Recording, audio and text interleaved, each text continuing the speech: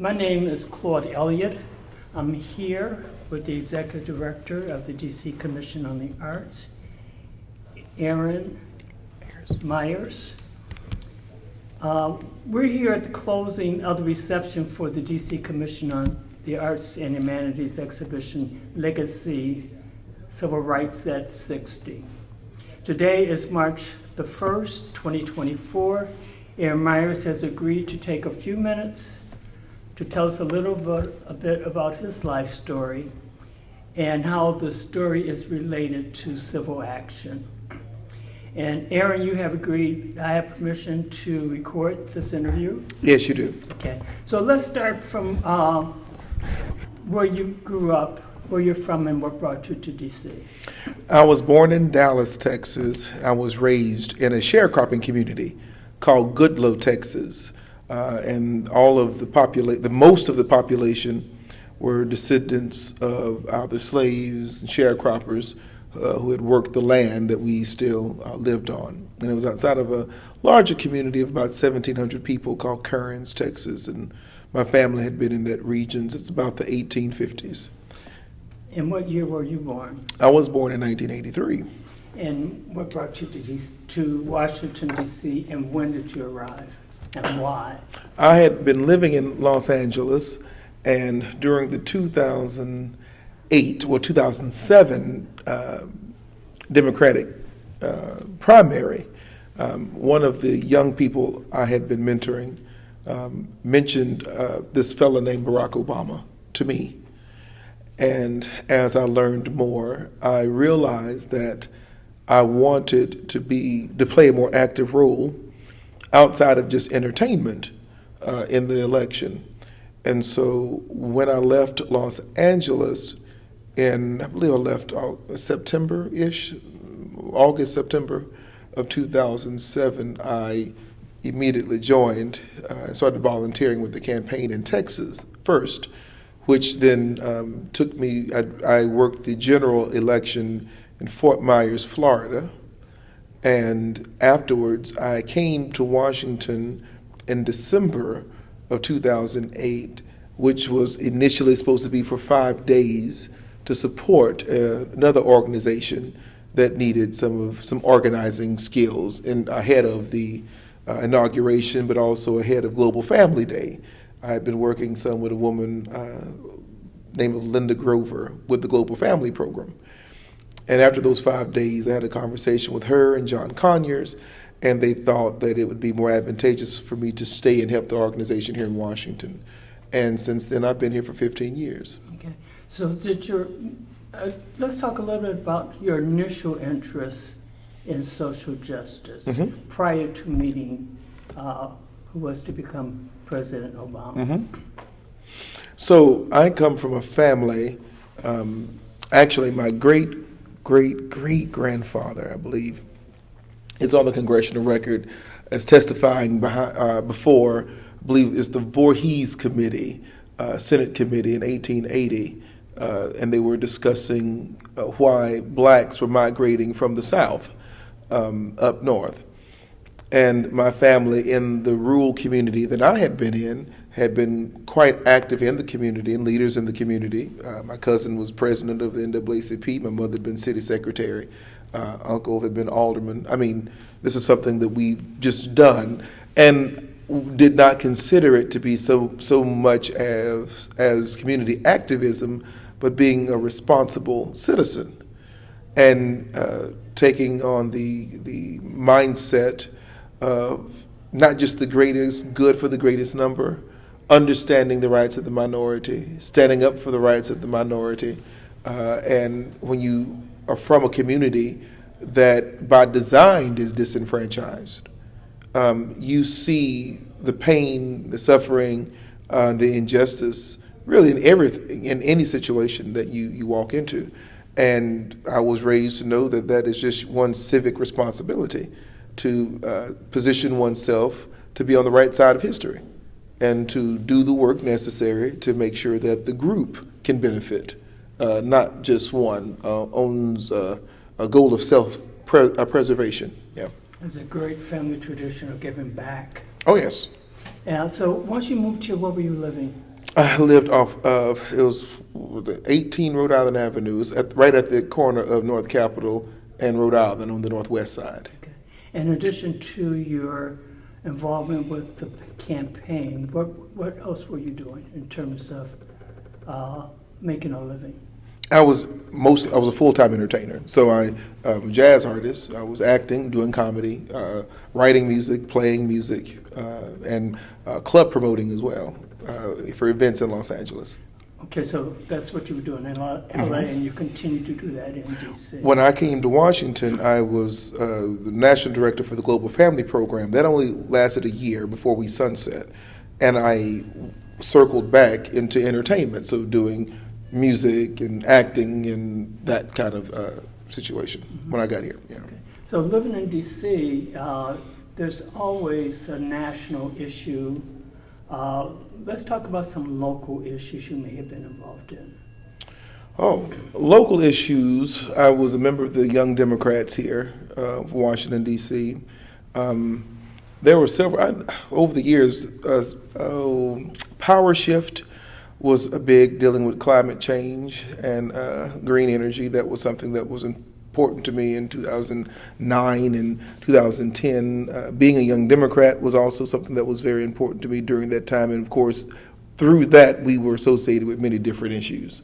At that time, we were trying to get health care passed. That was from a national level. When I decided to make DC my home and knew I wasn't going to be leaving anymore, it went primarily toward artist rights and making sure equity was available for artists. We saw that, like in 1917, for instance, Duke Ellington would make $100 per gig on U Street. In 2017, an artist would make $100 per gig on U Street. And so being able to afford to live in the city in which you played and produced your music was something that we advocated greatly for. And so I began to really focus on, from a municipal level, district level, what could the city do to support this particular industry? And it was clear that unlike other cities that had mainly entertainment focus, Nashville, Memphis, Atlanta, Los Angeles, New York, we didn't have, I felt we did not have adequate infrastructure here. Don't forget Detroit. Detroit, we're Motor City. You know, a lot of those guys also moved. The talent comes from Detroit. Right. I would say that indeed. But what I worked to do was to unite a community. I had at the time it was Blog Talk Radio, an internet radio show called The Exchange, where politics met pop culture, and I think I was the most abreast of anything during that time because it was a daily program, Monday through Friday. And I was able to interview both local leaders and the national leaders around topics of the day, issues that range from local to national. Once you go through several local campaigns and federal campaigns, you find yourself taking positions and siding here and there, but you always see that there are familiar faces in the room. And then you see the importance of being in the room while ideas are being discussed. And by default, policies are then being constructed. And I notice in Washington where people have to travel miles and miles away to get FaceTime with their federal leaders, both in Congress, we could walk up the street. Right. I then noticed how disappointing it was that from a local level, all we had to do was walk up to the Wilson building and get access and FaceTime with our local representatives. And many people who had resided in Washington, D.C. had never been in the building and didn't know what that was like. And so I wanted to create a pathway through my entertainment to advocate and teach people how to go and to speak up for their own rights. Okay. Was this the Wilson building? For the Wilson, absolutely, yeah. And in terms of your talk shows, was that a radio program? Mm-hmm. I did that for 3 years, and then I had a show on WPFW, of course, for from 2018 to 22. Okay. 4 years. And of all the issues you've been involved with, which one do you think you had the most impact? Ooh, that's a very good question. I've never been asked that before. I would say during the pandemic, before the pandemic and after the pandemic, there's been a few. For the pandemic, I would say it would have been organizing artists and musicians around policy and support across disciplines. And we formed an ad hoc cohort called the DMV Music Stakeholders, which unified both the people on the stage and off the stage, all of those who are in the ecosystem. And that model of how we had those meetings, we saw adopted by many other groups around the country.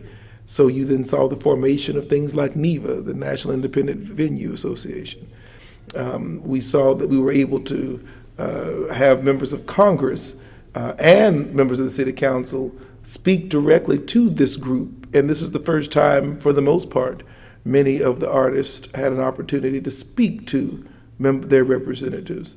Before that, I was integral in the first music census for Washington, D.C.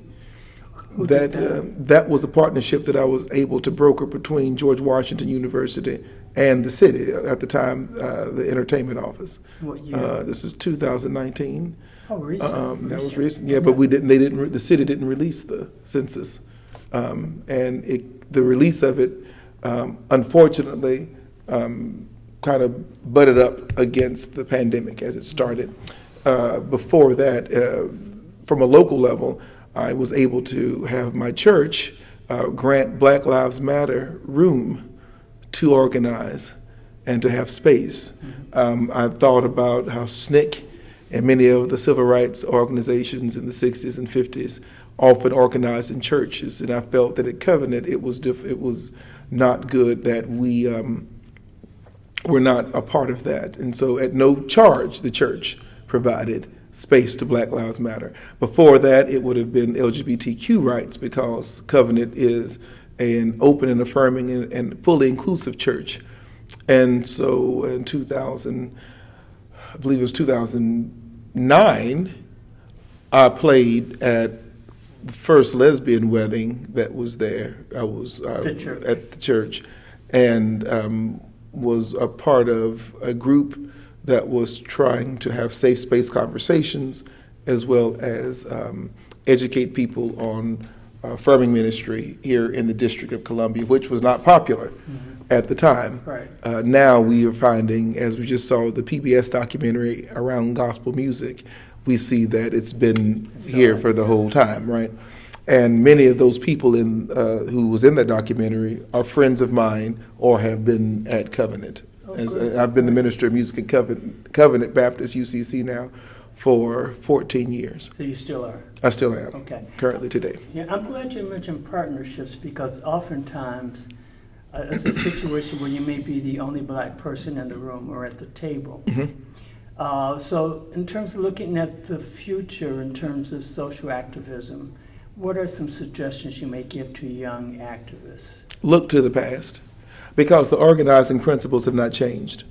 You look in ancient times, even up until today, organizing must happen. People must come together. Ideas must be embraced. It takes more than one. One of the mistakes, I think that, I think the media played a big part of this. We often forget that the civil rights movement was a Black middle class movement. You had, of course, those in Mississippi who were fighting for voting rights and so on and so forth. However, it was the middle class folks who had money to go to college and could afford to bus down to wherever, and then to have interface with people of other cultures, other colors, other sexes, to even engage in this type of thing. But it's when the poor people come together, those who are completely less than, those who are marginalized, pool their resources, and not picking one leader, but as a group, as an aggregate, coming up and taking charge.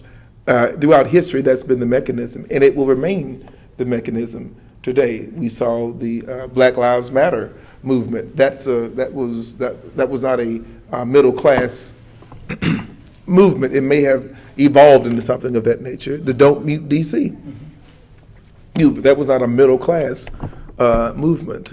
We all know the people who are out enjoying or who live on the streets or who are walking the streets of U Street, and all of those people know the music that's there. We all watched as new condominiums came up, and while the music and while that activity was happening, that building was happening, and people were moving there.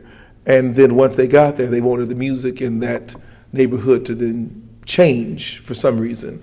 One piece of advice I'd give to young people is to remember wherever they move or occupy, life happened there before they arrived. You're moving and you're joining a community that's already in existence. Learn about that said community so that you might be the most effective. And you talked about looking at the past. When you look at the fact that so many youth, especially in the South, were very much involved in the protests and been getting jailed, etc. Right. Do you see that that tradition continuing? It must. Now, as we look at Black Lives Matter and other issues that we're addressing. Yeah, it must. It must, because when I think of the community that I grew up in, they're still dealing with housing issues, voter suppression.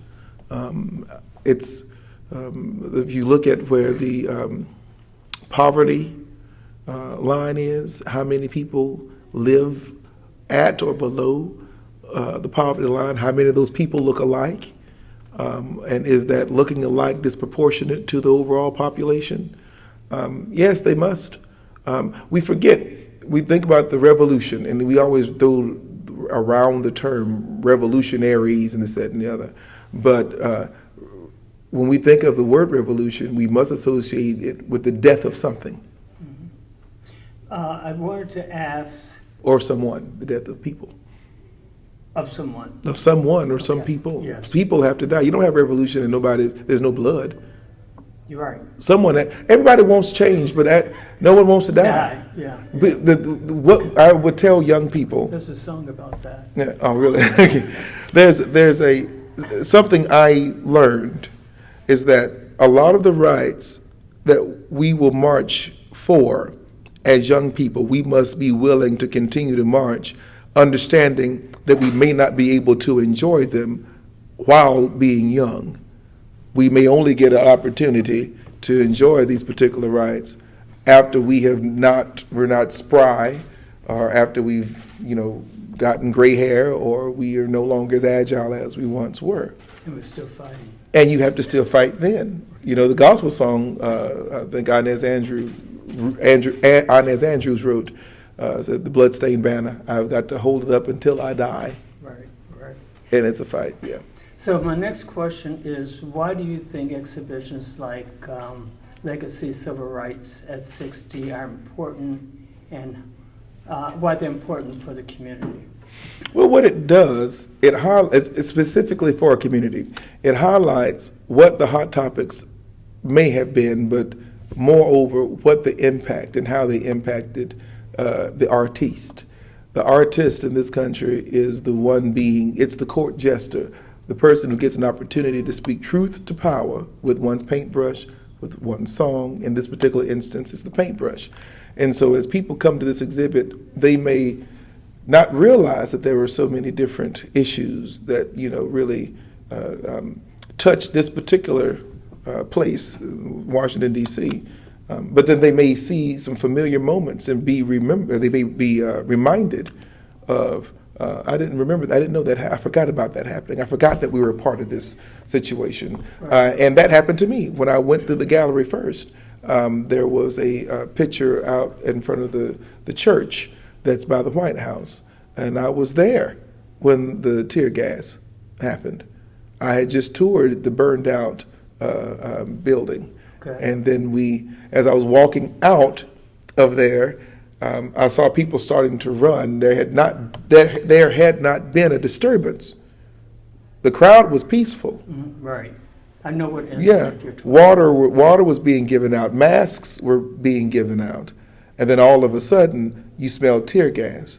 And I was baffled, because you mean to tell me in the height of a global pandemic that impacts one's airflow and lungs, you're going to then put out tear gas, where people now have to remove their mask and cough and cry and be huddled together. And the first thing I did, I called Councilmember White, I called Councilmember Nadeau, asked them why was MPD present, and did they launch out the tear gas? I let everyone know that I could know within my Rolodex. There's a problem here. This is a type of terrorism, in a sense, up on one's own people. Did you get a response from those? They had no idea that it was happening, because it was in real time. They called the MPD. They went into action themselves. And so I walked home, and I now live off of 18th and Park Road. I walked from that intersection to, nice walk. Yeah, I walked all the way home, trying to get my breath all the way back, But out there in the gallery is a picture of that church where we all ran to. And I had forgotten, in a sense, about that moment. But you can't help but to be reminded once you see that image. And someone else thought enough of that particular space to paint it and to memorialize it, and now it's hanging in the gallery. And now somebody who was not there can walk by and be educated about it. Right. Art, that's the power of art, to be able to Yes. tell stories and Yes. to bring back memories. Yes. Yeah, I want to give you an opportunity to talk about anything else you want to talk about as it relates to your life and your involvement in the community. As it pertains to Washington, D.C., I would say that once I decided to make this place my home and not just a landing place, many people who live in Washington they don't get comfortable. They don't get, they're not going to put pictures on the wall. They won't buy new furniture, because they don't know how long they plan to be here. The moment I made the decision to say I want Washington to be my home, and I knew why I wanted Washington, D.C. to be my home. I was raised in a sharecropping community that was predominantly black. When I moved here, I was amazed by seeing the power that black people specifically had. And I think that it's important that the black people who have not been to my sharecropping community understand the jewel that they have here in this city and the power that they have here in this city, because it is unique to this city. It does not exist in New York. It does not exist in Chicago. It does not exist in Los Angeles. It only exists here. The population that has the most interface with those writing the policies that shape the world are people of color. Now, we can use our presence to either influence that policy for the right thing, or we can shirk the responsibility and drive past the White House as if it's just another landmark, not visit the mall, not go into the Wilson Building, not stroll the halls of Congress, as we could and we have a right to do. We could do that and let that opportunity slip past us. But I hope that people who live in Washington, D.C. understand the power simply of their presence. And also the fact of where the gallery is located, it gets people away from the wall and Yes. into the community. Yes. Yeah. Yes. Thank you very much. No, thank you. I appreciate the interview. I hope that it's helpful to somebody. Thank you.